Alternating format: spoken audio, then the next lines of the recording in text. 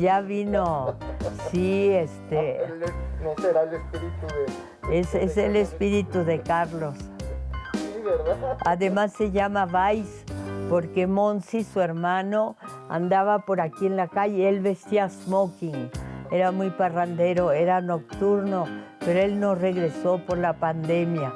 Y ella es su hermana y ella siempre está aquí presente. Bueno, pues ahí está un vicario de Monsi. Sí, claro. Ese es su espíritu que vino a decir, a ver qué vas a decir.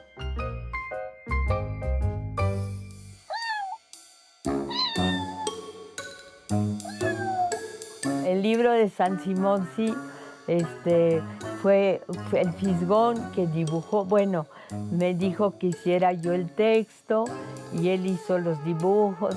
Y es un libro que publicó un estudiante muy lindo, Ricardo Cruz.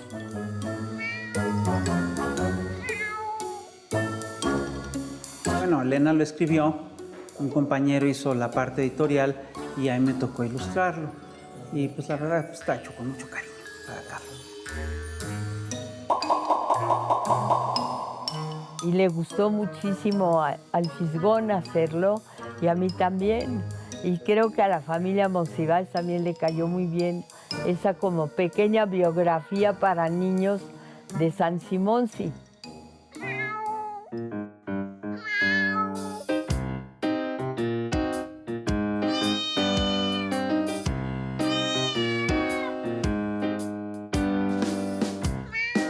Él sí tenía una cierta pasión por sus gatos, ¿no? Entonces, y les ponía nombres muy chistosos. Estaba rodeado de gatos todo el tiempo, entonces pues se acabó convirtiendo él mismo en un gato. Monsiváis en un día, digamos, común, bueno, podía, como decían, podía estar en dos lugares al mismo tiempo. En las mañanas, digamos, dedicaba a conversaciones telefónicas prácticamente toda la mañana, después leía, después escribía y por las noches, como cualquier gato, salía a explorar la ciudad, estos antros, esta vida nocturna de la ciudad, la vida, digamos, secreta de la Ciudad de México, la vida que se da de noche.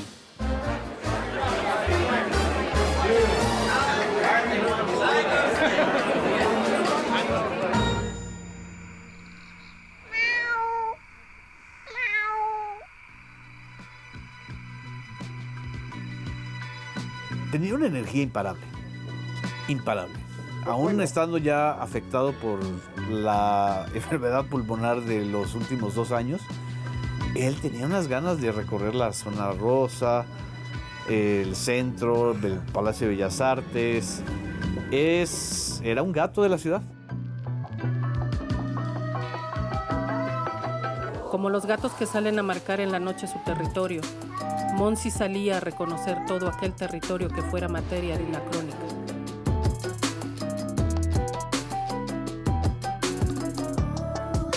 Eso es algo muy importante que tenía Carlos Monsiváis, que era un intelectual callejero, digamos, era alguien que tomaba el metro, que andaba en la calle, que estaba muy en contacto con esa realidad, que muchos otros escritores, digamos, yo creo que el metro lo conocían de leer crónicas como la de Monsiváis. Próxima estación, Portales. También eso es un mundo que desapareció con los Ubers, porque en los Ubers no hay el tipo de conversación que se daba en los taxis. O sea, digamos, incluso la arquitectura interior de los taxis, esa época en los 80 y los 90, cuando la Ciudad de México estaba llena de bochitos, ¿no? Estos Volkswagen, y te acuerdas que no les faltaba el asiento de pasajero. Y entonces eso hacía, digamos, que hubiera una comunicación entre el conductor y el pasajero, porque no había ningún tipo de barrera, ni siquiera el asiento. O sea, se podían tocar, se podían mirar. ¿Sabes qué? Mira, a mí, no sé si debo contar esto, pero bueno, ya que estamos en confianza, yo me acuerdo, mira, una vez me subí a uno de estos bochitos y había un chofer joven que iba manejando, entonces empezamos a platicar y entonces de repente siento una mano que me aprieta el tobillo, me estaba manoseando el chofer y entonces ese tipo de manoseo lo permitía la arquitectura interior de esos taxis y es algo que desaparece con el Uber, o sea, el Uber está blindado, más ahora con la pandemia.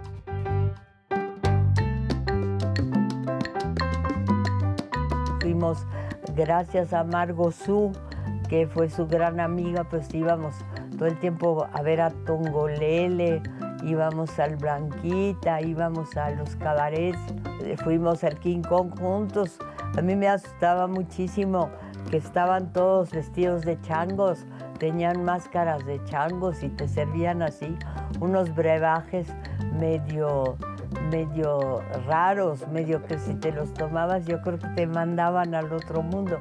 Monsi nunca bebió nada, no bebía, pero se reía mucho de todos los desfiguros que hacían quienes bebían.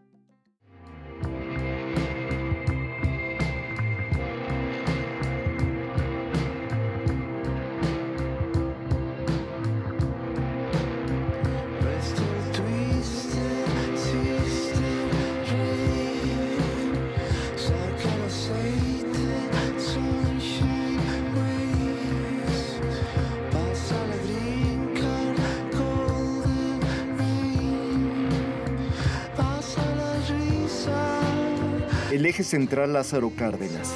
Allí cada noche, ignorantes de su condición atávica, pululan los aferrados, los relajientos, los disipados, los comelones, los curiosos, los presurosos, los obesos. Esta idea de una crónica como algo que pudiera abarcar una experiencia emocional, sentimental sobre la ciudad. Y como buen gato literario, Monsi estaba marcado por territorios. Y el primero de ellos, por supuesto, la cuna materna, la Portales. Pues para mí realmente es un símbolo, ¿no? La colonia gira mucho en torno al mercado. Yo creo que es un eje no nada más económico, sino simbólico, emotivo. Y pues se ha ido transformando a través del tiempo. Sin embargo, pues la colonia siempre ha mantenido su esencia popular. Sí, claro. Fácil, ¿no? Con calmita. ¿Va a cruzar para acá o para allá? No, por acá. Ah, bueno. Yo puedo. Sí. Ah, nada más era para bajar. Sí, muchas gracias. Que tenga bonito día, ¿eh? Este mercado, pues, ya lleva bastante tiempo aquí, ¿no? Yo creo que desde principios del siglo pasado se empezó a establecer. No era este que está aquí, el que vemos, el tradicional. Estaba unas cuadras más hacia acá, hacia Calzada de Tlalpan con Víctor Hugo. Ahí fue el primer mercado de Portales.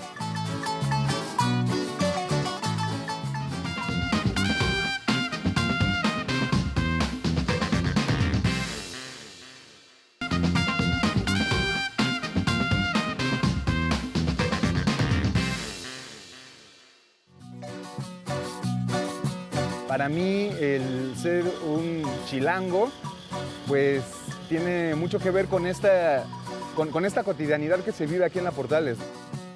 Vamos al mercado de los Fierros Viejos a ver qué nos encontramos. También decían que pues el maestro Monsiváis de repente, pues ahí también se iba a echar a sus relax o a encontrarse con sus amantes, ¿verdad?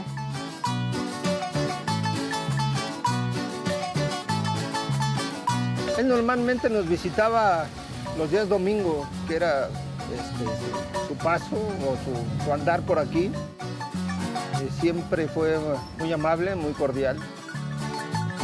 Parte de una comunidad más amplia, ¿no? Que viene integrada por personas no nada más de aquí de la Ciudad de México, sino de otras partes de la República Mexicana, que vinieron pues con esa promesa de la urbanidad, ¿no? De la ciudad, de un futuro más próspero a mitades del siglo XX, ¿no? A los años 50.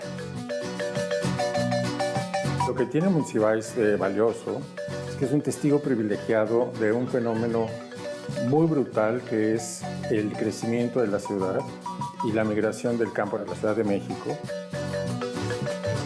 Porque pues Carlos Monsiváis no nada más era un acumulador, ¿no? Era una persona que iba atrás de las historias que guardaban los objetos. Sabía encontrar el valor cultural de los objetos. Los objetos suelen valer por sus contenidos culturales, por las historias que cuentan. Y Carlos, como tenía una cabeza extraordinaria, ¿no? Sabía leer esas historias en los objetos. En otras ocasiones, pues también pueden ir a disfrutar en el California Dancing Club, que es uno de los salones de baile más antiguos de la ciudad. Orquestas, pues tanto de cumbia, de mambo, de cha-cha-cha, de salsa, eventos especiales de variedad, ¿no? Para estar ahí el danzón, raspar la chancla. Ahora en el contexto de Carlos Monsiváis, él fue un chacharero nato, ¿no? Al cual le debemos pues el Museo del Estanquillo, ¿no? De colecciones de gráfica, de arte popular muy vastas. Y yo siento que pues este tipo de mercados de pulgas nutren mucho a las actividades de la memoria colectiva de la ciudad.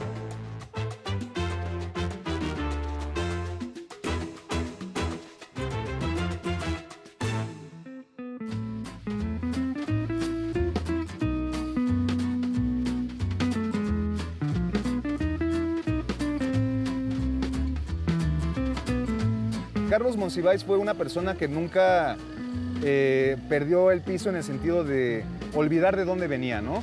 Él la mayor parte de su vida la pasó aquí en su casa de San Simón, que es la frontera con la colonia Portales. Y pues uno pasaba, yo recuerdo de regresar de las secundarias en mi casa, pasar por ahí y ver entre las ventanas pues toda clase de objetos acumulados, ¿no? Realmente pues este síndrome de Diógenes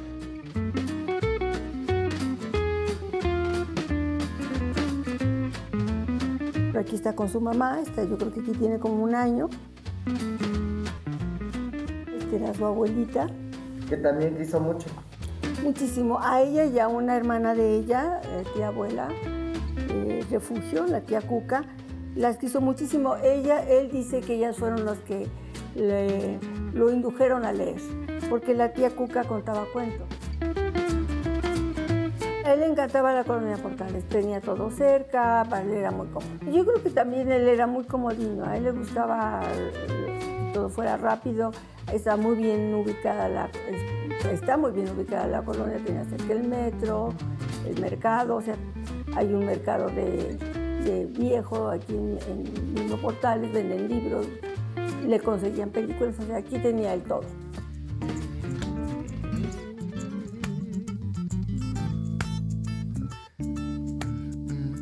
Es una foto donde está él ya aquí en la casa de Portales. Ni siquiera se le ocurrió aprender a manejar. Para él eso era punto y aparte. Todo lo que lo distrajera de sus intereses no lo admitía. A Malena, mi hermana, le decía, Jaime, vamos a tal lado, porque en efecto, íbamos a todos lados. Él nunca manejó, nunca tuvo coche. Su mamá era una persona muy fuerte, con mucho carácter, muy inteligente su mamá. Y ella era como que el centro de la familia Monsiváis. La primera comunicación muy importante fue con su mamá, porque su mamá lo ayudaba muchísimo. María Esther, la quise muchísimo. Y ella era muy linda. Muy bien. Muy bien. Yo digo que parte del humor de Carlos lo hereda de su mamá. O sea, era una mujer muy inteligente y con mucho sentido del humor, ¿no? Entonces, No, yo le preguntaba, señora, ¿cómo están Carlos? Y me decía, ya ve usted aquí Vietnam del Norte y Vietnam del Sur. Así me decía su mamá, ¿no? Y Carlos nos pedía, que yo creo que a ninguna de sus amigos le pidió nunca, que lleváramos al teatro a su mamá. Oye, yo no quiero llevar a mi mamá a ver al teatro a Amparo Ribelles, no lo soporto. Entonces, ¿la pueden ustedes llevar? Pasábamos por la señora y íbamos a ver con ella, me recuerdo una obra de Amparo Ribelles, y Violinista en el Tejado también. Quiere mi mamá ver Violinista en el Tejado, así es que vengan por ella. Éramos tan cercanos, ¿no?, que cuando murió su mamá, nada más le avisó a Alejandro Brito y a mi hermana y a mí. Y fuimos los únicos que fuimos al velorio de su mamá, ¿no? Elena Poniatowska llegó al día siguiente, no sé si Carlos le habló o no sé qué, pero el día que murió su mamá, en la noche, estuvimos nada más Alejandro Brito y mi hermana y yo. Y por cierto, no nos dejó entrar a Galloso. Llegamos y nos dijo, vamos a cenar. Nos llevó a la parrilla suiza, tomamos café, cenamos ahí en la parrilla suiza. Y cuando regresamos a Galloso, se despidió de nosotros, nos dijo, no quiero que entre. Y al día siguiente, cuando llegamos al mismo tiempo que Elena Poniatowska, Elena también se quedó en la puerta, no la dejó entrar. Era el hijo único. Estaba su mamá, su tía y luego su prima Beatriz.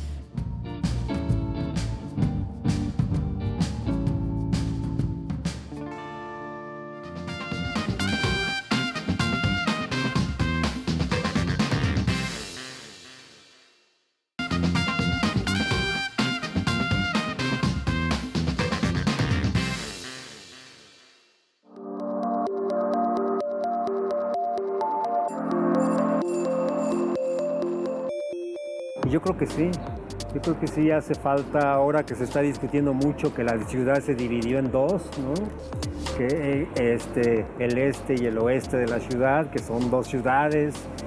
Yo estoy seguro que él hubiera desmentido esa versión de que la ciudad está dividida en dos, como si se hubiera trazado, como si fuera Berlín, ¿no? Ya ves que corrió mucho ese meme, ¿no? Porque Carlos veía a la Ciudad de México como una asamblea de ciudades, eran las muchas ciudades.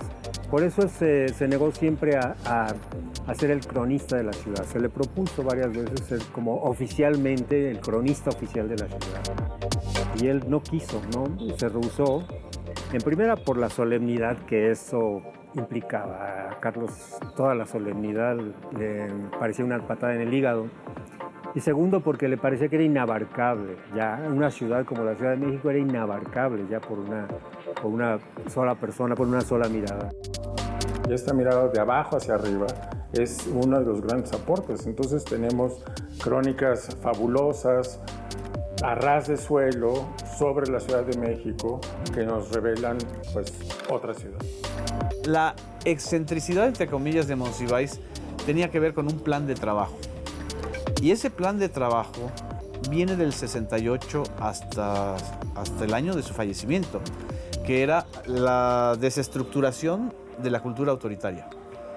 El derrumbe del autoritarismo cultural, político, social, sexual de México, él lo estaba observando y lo estaba impulsando al mismo tiempo. No te explicas su obra sin eso. Y no te explicarías su vigencia, como la vigencia de Oscar Wilde, como la vigencia hasta de García Lorca, sin esa parte humorística y filosa. No niego la importancia de Novo en ningún sentido, pero hay un verso de Dorothy Parker que es muy curioso. Dice, cuando uno dice algo sarcástico, irónico, inteligente, tienes la sospecha de que lo dijo antes Oscar Wilde. Y eso creo que le pasa a todo mundo. Hablaba como hablaba en público y como escribía. Es de los pocos escritores que yo he escuchado que él hablaba como escribe, ¿no? Así, con ese barroquismo, con esa complejidad, con ese ritmo trepidatorio de su prosa, ¿no? Y era tan divertido en público como en privado.